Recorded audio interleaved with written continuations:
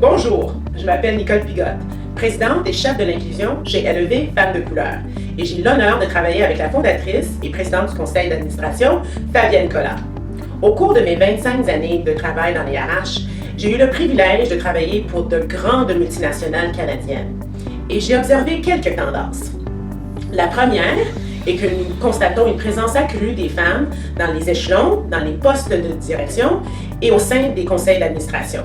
La deuxième est que les organisations canadiennes commencent à reconnaître la valeur réelle de la diversité pour créer une main-d'œuvre et des entreprises hautement performantes.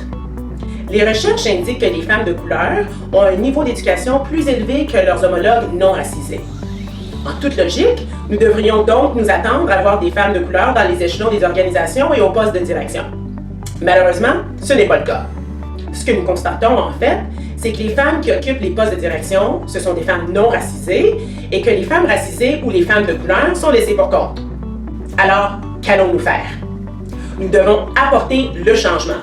C'est la seule façon de faire la différence. Mais ce qu'on voit, c'est que les personnes qui accèdent aux postes de direction sont celles qui ressemblent aux personnes actuellement en leadership, ce qui exige le minimum de changement dans nos habitudes. Ce que nous devons vraiment faire si nous voulons progresser dans la création d'environnements de travail plus inclusifs pour tous, c'est nous occuper des individus et des communautés qui sont les plus marginalisés dans nos milieux de travail.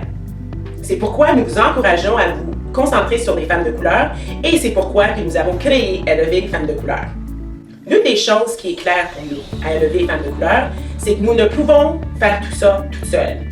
Les femmes de couleur doivent travailler côte à côte avec nos alliés. Nous devons travailler avec les hommes, les personnes non racisées, si nous voulons vraiment atteindre l'objectif de faire des espaces pour s'assurer qu'aucune femme n'est laissée pour compte.